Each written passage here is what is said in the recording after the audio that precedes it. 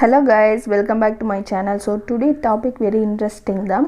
இது காமனா எல்லாருமே தெரிஞ்சுக்க வேண்டிய விஷயம். ஏன்னா குழந்தை பிறந்த பிறகு நம்மளோட குழந்தை வந்து எந்த மாதிரி ஆக்டிவிட்டினா பண்ணுது, அழுக மாட்டுது, சிரிக்க மாட்டுது, தூங்கிட்டே இருக்கு அப்படிங்கிறதுனா வந்து நமக்கு ஒரு பிரச்சனையாகவே இருக்கும் பிறந்த அந்த 1 மந்தில்.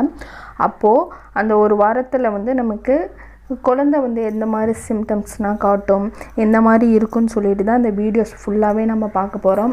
சில பேர் அதை வந்து குழந்தை அப்படியே இப்போ தூங்கிட்டே இருக்கிறத பார்த்தோன்னா நம்ம பயப்பட வரும். அதனால் எதனால் வந்து குழந்தை தூங்கிட்டே இருக்குது, எதனால் வந்து சைலண்டாகவே இருக்குது, ஆக்டிவாக இல்லைன்னு சொல்லிட்டு இது ஃபுல்லாகவே நம்ம டீப் அண்ட் எக்ஸ்ப்ளனேஷன் கொடுக்க போகிறேன். நீங்கள் இந்த வீடியோவை ஸ்கிப் பண்ணாமல் பார்த்துட்டு வாங்க. அப்போ தான் நான் சொல்கிற ஒவ்வொரு பாயிண்ட்ஸுமே உங்களுக்கு புரியும். இதில் ஏதாச்சும் டவுட் இருந்தால் இமீடியட்டாக நீங்கள் கமெண்ட் பண்ணுங்கள், நான் உங்களுக்கு ரிப்ளை பண்ணுறேன். இல்லை உங்களுக்கு வேறு மாதிரி எதுவும் டவுட் இருந்தாலும் நீங்கள் கமெண்ட் போடலாம். வீடியோவாகவே உங்களுக்கு நான் எக்ஸ்பிளைன் பண்ணுறேன். இப்போ வாங்க வீடியோக்குள்ளே போகலாம்.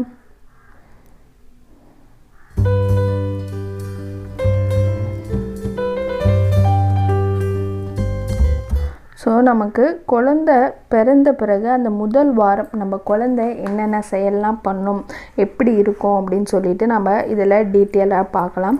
ஸோ நமக்கு வந்து குழந்தை பிறந்த பிறகு உடனே வந்து நம்மளோட சிரிக்காது, நம்மளோட விளையாடாது, எதுவுமே பண்ணாது, ரொம்ப சைலண்ட்டாக இருக்கும்.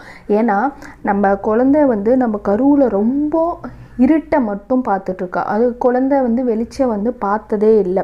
அப்படிங்கும் போது இவ்வளோ வெளிச்சத்துக்கு முன்னாடி குழந்தை வரும்போது அது ரொம்பவும் வந்து அழுக செய்யும். அதே மாதிரி அவங்களுக்கு வந்து பயமாகவுமே இருக்கும் இவ்வளோ வெளிச்சத்தை பார்க்கும் போது.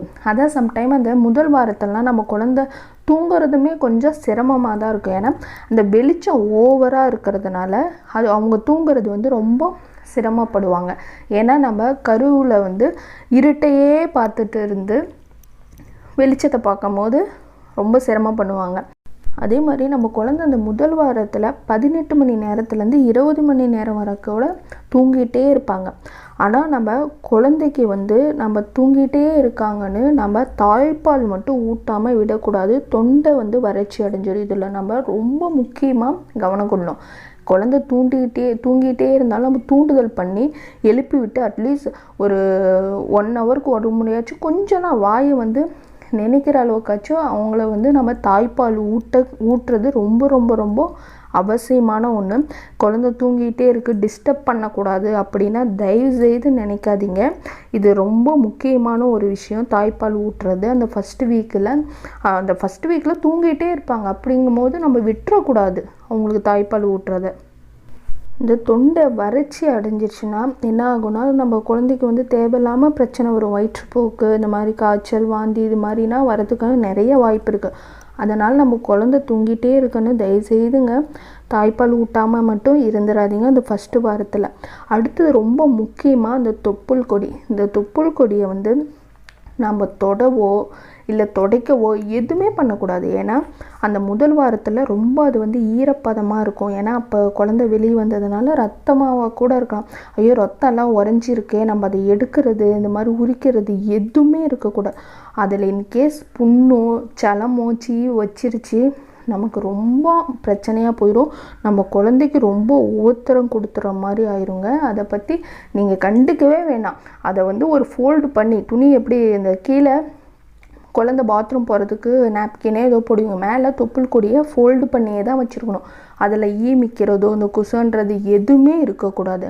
அதே மாதிரி குழந்தை தூங்கிறதுக்காக டைரெக்டாக குழந்தை மூஞ்சிக்கு நேரம் ஃபேன் காற்று வைக்காதீங்க. ஏன்னா குழந்தையோட அந்த காற்றை வந்து அப்சர்வ் பண்ண முடியாது, வெளிக்காற்று வந்து. ஏன்னா இப்போ தான் வெளியே வந்திருக்காங்க, கொஞ்சம் கொஞ்சமாக தான் அந்த ஆக்சிஜன் லெவல் எடுத்திருப்பாங்க. வயிற்றில் இருக்கும்போது நம்ம சுவாசிக்கிறதுலேருந்து அவங்களுக்கு பிளட்டு மூலிமா ஆக்சிஜன் போயிட்டுருக்கு.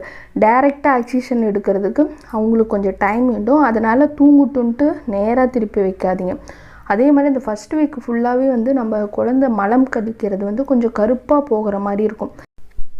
கர்ப்பப்பையில் அந்த பனிக்கூடத்தில் இருக்கும் போது நிறைய, ஏன்னா அதிலேருந்து தான் ஃபுட்டு அவங்களுக்கு சத்து எல்லாமே போகுது.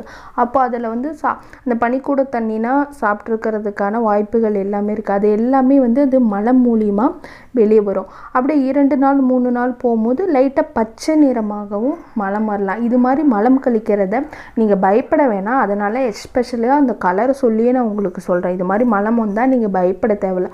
அப்புறம் 1 வாரத்துக்கு மேலே நம்ம தாய்ப்பால் ஊட்டிட்டு வரோம்ல, பிறந்ததுலேருந்து தாய்ப்பால் ஊட்ட அந்த ஒரு 2-3 நாள் 4 நாள் கழித்து அது நார்மலாக மஞ்சள் கலரில் எப்பயும் போல் நார்மலாக மலம் கழிக்க ஆரம்பிச்சிருவாங்க.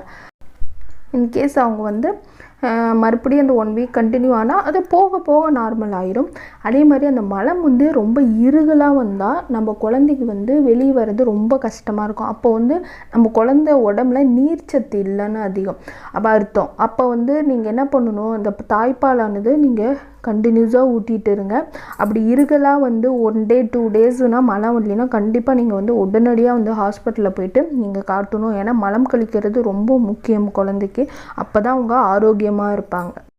இந்த வீடியோஸ் கண்டிப்பாக உங்களுக்கு யூஸ்ஃபுல்லாக இருக்குன்னு நினைக்கிறேன். யூஸ்ஃபுல்லாக இருந்தால் ஃப்ரெண்ட் அண்ட் ஃபேமிலிக்கு ஷேர் பண்ணுங்கள். நம்ம சேனல் சப்ஸ்கிரைப் பண்ணி வச்சுக்கோங்க. அப்போ தான் நம்ம போடுற வீடியோஸ் உங்களுக்கு உடனுக்குடன் நோட்டிஃபை ஆகும். நெக்ஸ்ட் வீடியோவில் மீட் பண்ணுற வரைக்கும் பாய்.